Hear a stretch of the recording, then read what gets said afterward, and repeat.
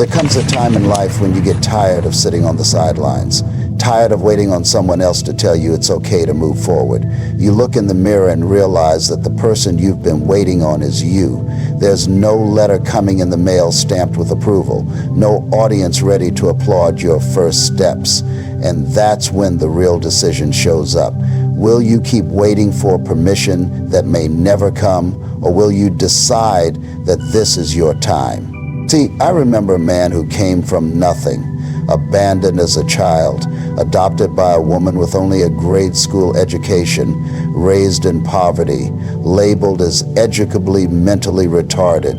He spent years hiding in the shadows of that label, letting it define what he could and couldn't do. Teachers told him he'd never amount to anything. Society didn't expect much from him. Every message said, wait until you're smarter. Wait until you're ready. Wait until someone gives you a chance. And he did wait for a while, until one day, sitting in the back of a classroom, a teacher looked at him and said words that would change his life. Someone's opinion of you does not have to become your reality. That was the first time someone handed him a different script. But even then, it didn't come with permission. The teacher didn't say, now go be successful. He just opened a door. And that young man, frightened, unsure, insecure, had to decide whether he'd walk through it. The truth is, most of us spend too much time waiting for life to give us a green light. We tell ourselves, I'll go for it when I have more money, when I'm not afraid, when I'm more experienced, when I have a degree, when I'm more confident. But that day never comes. And if you're not careful, life passes you by while you're standing on the side of the road, waiting for the perfect conditions that don't exist. You've got to stop waiting. You've got to take ownership of your time, your gifts, your calling. Because here's the truth. Nobody is going to knock on your door and say you're ready now. That's your job. That's your moment. You declare it. You step into it. You rise in the middle of your fear and say, this is my time. Not because everything is perfect, not because I have it all figured out, but because I refuse to keep sitting in the shadows of my own life. That man, the one who was written off by teachers and society, he went on to speak to millions. Not because he was handed a microphone, but because he decided he would no longer wait for someone to validate his voice. He stepped up, voice shaking, heart pounding, and gave himself the permission he'd been waiting on for years. And that moment, when he decided to rise, changed the course of his life. So don't wait. Don't wait to feel ready. Don't wait to be picked. Don't wait for the world to tell you it's your turn. You decide. You rise. You move forward. This is your time. Life has a way of testing us with quiet burdens. Nobody hands us a map. There's no straight line, no neat path that says, here's how you succeed. More often, it's a slow climb. And if you're not careful, the climb becomes something you try to avoid. But here's the hard truth. The moment you decide to carry the weight of your own life is the moment everything begins to change. I knew a man who had every reason to give up. He wasn't born into privilege. He didn't have the benefit of a strong academic background or a well-connected network. In fact, he struggled just to stay afloat, emotionally, financially, even mentally. His earliest memories were of rejection, not praise. And for a long time, he let that define his limits. It was easier to blame his circumstances, to shrink, to tell himself the mountain was too steep. But something shifted in him over time. He started to see that if he kept waiting for someone to rescue him, he'd be waiting for the rest of his life. So he did something few are willing to do. He took responsibility, not just for his goals, but for everything. His attitude, his discipline, his mistakes, even the pain he never asked for. That shift was the beginning of his freedom. You see, freedom doesn't come when you escape burden. It comes when you embrace it. When you say, this weight is mine to carry. No one else is coming to save me. I've got to become strong enough to bear it. That's when your back straightens, your heart steadies, and your steps get firmer. And I'll be honest, it doesn't get easier right away. When you decide to carry the weight of your own life, you feel it. You feel the grind, the pressure, the fatigue. But that's what builds you. That's where the inner strength begins to take shape. You become less reactive, more deliberate. You stop flinching at hardship and start meeting it with resolve. That same man who once stood on shaky ground went on to build a message that reached the world, not because things got easy, but because he got stronger. He refused to let the weight of his past crush him. Instead, he turned it into muscle. Emotional muscle, mental muscle, spiritual muscle. He realized that the only way forward was through, and the only one qualified to lead his life was himself. Sometimes life will corner you, it will press you, it will seem unfair. And in those moments, you'll want to pass the burden to someone else. Blame a parent, a teacher, a boss, a system. But the moment you stop saying, why me, and start saying, watch me, you reclaim your power. Nobody owes you the life you dream of. That might sound harsh, but it's also freeing. Because if no one owes it to you, that means no one can take it from you either. It's in your hands, your choices, your actions, your attitude. So when the weight feels heavy, don't run from it. Stand taller, grip it tighter, let it shape you. Because this grind, this stretch, this effort is what makes it your time. Pain has a way of introducing us to ourselves. It strips away the distractions, the noise, the illusions we carry about who we are and what we're capable of. And while most people do everything they can to avoid pain, to numb it or escape it, there comes a point when you realize the very thing you were trying to run from is the thing that was shaping you. I knew a man who spent years trying to outrun the scars of his past. He didn't just feel forgotten, he was forgotten. Born in poverty, left behind as a child, adopted by a woman with more heart than resources. He was the one teachers ignored, the one kids laughed at, the one labeled and dismissed, and you can only be told you're broken so many times before you start to believe it. For years, he carried that identity like a second skin, unseen, unworthy, unqualified, but pain has a strange way of preparing you, even when you don't see it. He didn't know it then, but every rejection, every sleepless night, every humiliation was sharpening something inside him. It was creating depth, compassion, grit. While others were coasting through life, he was learning to fight for every inch. And that fight carved out the space for who he would eventually become. It's funny how we think pain disqualifies us, when in reality, it often does the opposite. It equips us. Because when you've been broken and put yourself back together, there's a strength in you that can't be faked. There's a resilience that only comes from walking through the fire and not letting it burn away your will. That man eventually found his voice. But not because life suddenly got easy. In fact, his rise was full of setbacks. He froze up the first time he tried to speak. He failed in business, was laughed off stages, and doubted himself more times than he could count. But each time he fell, he remembered what he had already survived. He wasn't just chasing success. He was honoring everything he had been through. Every scar was a reminder that he'd already overcome worse. So what was failure compared to that? We all carry pain. Some of us wear it on the outside, others tuck it deep inside. But if you look closely, you'll see it's not your enemy. It's your evidence. It's the proof that you didn't give up, that you're still here, that you've got more strength than you even realize. You've cried behind closed doors. You've questioned whether anything you're doing matters. You've wondered if you missed your moment, if maybe you're just not cut out for the life you dreamed of. But let me tell you something. If you've been through hell and you're still standing, that wasn't for nothing. That was preparation. That was shaping. That was life molding you into the kind of person who doesn't just rise. They endure. They last.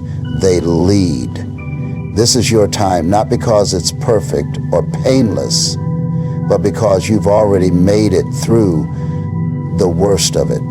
You've paid for this moment with every sleepless night, every tear, every doubt. And that means you're ready. You didn't go through all that just to stop here. You went through it so you could rise from it. So rise. There comes a moment when you realize you've been playing small, not because you're incapable, but because you've grown used to shrinking yourself to fit into places you no longer belong. You hold back your words. You downplay your gifts. You make yourself smaller so others don't feel uncomfortable around your ambition. But deep down, there's a voice that keeps whispering, you were made for more. And eventually you get tired of silencing that voice. I knew a man who did just that for years. Despite the fire in his belly, he told himself he wasn't good enough. He had been labeled early in life, called names that stuck to his soul like glue. His dream was to speak, to inspire, to rise above the odds. But for a long time, he let that dream collect dust because he didn't want to stand out and risk being seen as a fraud. He told himself, who am I to speak? Who am I to lead? Who would listen to someone like me? And so he stayed quiet. He stayed small. But life has a way of pushing you toward the edge of yourself.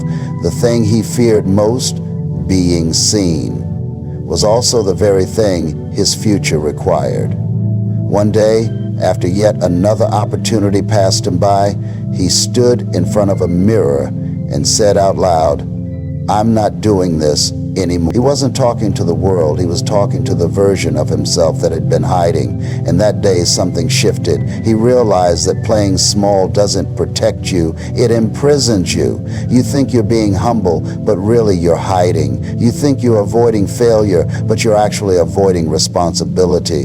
And while you're busy trying not to be too much, your potential is sitting there untouched, unused, waiting for you to stop apologizing for your existence. That man, once timid and unsure, walked into a room one day and spoke with trembling hands. He wasn't confident, but he was done pretending. He stood tall, not because the fear was gone, but because he refused to let it dictate his decisions anymore. And people listened, not because he was perfect, but because he was real. And from that moment on, he never looked back. You don't need to have it all together to stop playing small. You don't need everyone's approval. You don't need a flawless past or a perfect plan. What you need is honesty, courage, a decision that says, I will no longer let my life be dictated by fear and doubt. Because the world doesn't benefit from your silence, it benefits from your presence, from your ideas, from your story, from your full participation.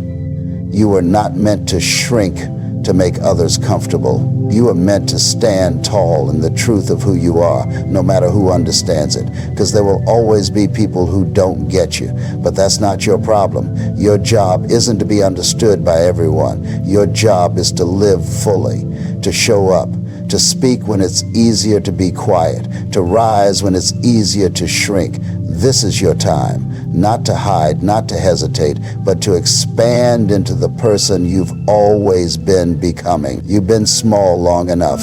Step into the full measure of who you are. There's a point where you realize that the past doesn't get to keep writing your story, not unless you let it. And for most people, the hardest part isn't surviving what happened. It's letting go of the identity they built around it. The heartbreak, the failure, the mischances, they become a kind of script we rehearse over and over again until we start believing This is just who I am. But you are not your past. You are the author of what comes next. I knew a man who carried a heavy past. He was told early on that he wasn't smart, that he didn't belong. They laughed at him when he stood up to speak. His first attempt to find his place in the world was met with rejection, embarrassment, and the kind of silence that can follow you for years. So, he withdrew. He worked odd jobs. He barely made ends meet. He watched life happen to other people and thought maybe, just maybe, that's all there would be for him. But something inside him refused to die. A quiet, stubborn belief that there had to be more. And the turning point wasn't some grand moment. It was a quiet decision.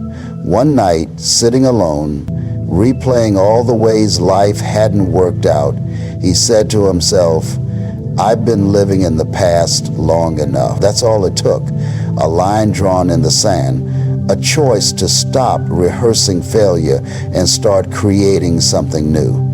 You don't get to control what happened to you, but you do get to decide what happens now. That's what most people miss. They think their story's already written, that the plot has already been set, but the truth is, you hold the pen. The problem is, you've been using it to underline every regret instead of writing the next chapter. That same man, the one who stumbled through his early years, went on to touch millions of lives, not because he had a clean record, not because he had some golden ticket, but because he chose to rewrite his identity. He stopped telling himself he was broken. He stopped defining himself by failure. He started speaking his future, not his fears. And step by step, he built something extraordinary. You have that same ability. No matter what's happened, you can pick up the pen and start writing something better. But it takes courage, it takes discipline, it takes the willingness to stop blaming what was and take responsibility for what will be. That doesn't mean pretending your pain didn't happen. It means using it, fueling your vision with it, letting it deepen your character instead of dictate your limits. It's easy to say, I can't move forward because of what happened. But the more powerful question is, what can I do now that I've been through it? You're not the same person anymore. You've seen things, felt things, grown in ways you couldn't have imagined. That wisdom has value if you're willing to use it. You get to decide what your life becomes from here. That's not just motivational talk, that's truth. And yes, it'll be hard. There'll be days when your old story tries to pull you back, but if you keep showing up, keep writing, keep pushing, even when the words don't come easily, you'll look back one day and realize you didn't just survive your story. You rewrote it. This is your time. Not because your past is perfect, but because your future is still yours. There comes a moment in your life when the question shifts. It's no longer how do I survive or how do I get by. It becomes something deeper. How do I make this life mean something, not just for you, but for others? Because you begin to realize that success alone isn't enough. Comfort isn't enough. At some point, you crave significance. You want your life to echo beyond your time here. I knew a man who had every reason to chase survival and nothing more. He did not have enough success and a record to back up his record of success. And nothing more. Abandoned as a child, raised in poverty, called names that stuck. He didn't start out with dreams of changing the world. He just wanted to make it through the day. He just wanted someone to believe in him. But when you've been knocked down enough times, you start to ask why you keep getting back up. And for him, that answer came slowly, over years of struggle, rejection, and persistence. He realized he wasn't just living for himself anymore. He was living for every person who had ever been told they wouldn't make it. He stood on stages not to show off, but to show others what was possible. He used his story, the pain, the setbacks, the humiliations, not as a trophy, but as a torch. And every time he spoke, you could see the fire in his eyes, because it wasn't about applause. It was about purpose. He had made a decision somewhere along the line that his life would not be wasted. It would mean something. And that decision is available to you too. You don't have to be famous. You don't have to be wealthy. You don't even have to have it all figured out. What you do need is a reason. A reason to get up when it's easier to stay down. A reason to speak when your voice trembles. A reason to keep going when no one's watching. Because legacy isn't built in grand moments. It's built in the small ones. The decision to treat people with kindness even when you're hurting. The choice to keep moving forward when the doors keep closing. The courage to mentor someone else, to share your wisdom, to lift others as you climb. That's what makes a life meaningful. You won't always see the impact right away, but every seed you plant, every act of integrity, every bit of hope you give, every step you take with purpose adds up. Over time, it becomes a story, a legacy. And when your time here is done, the question won't be how much you had, it will be what you gave. So don't just chase a goal, chase a calling. Don't just look for success, look for significance. Your story, your struggle, your strength, none of it is wasted if you use it to serve something higher, something that lasts. You are not just put here to exist, into purpose. And when you're put here to purpose, something so much bigger can never be taken. Turn your life around, not just up. 1994. You were not just put here to you were put here to contribute, to elevate, to leave this place a little better than you found it. This is your time. Not just to live, but to live on purpose.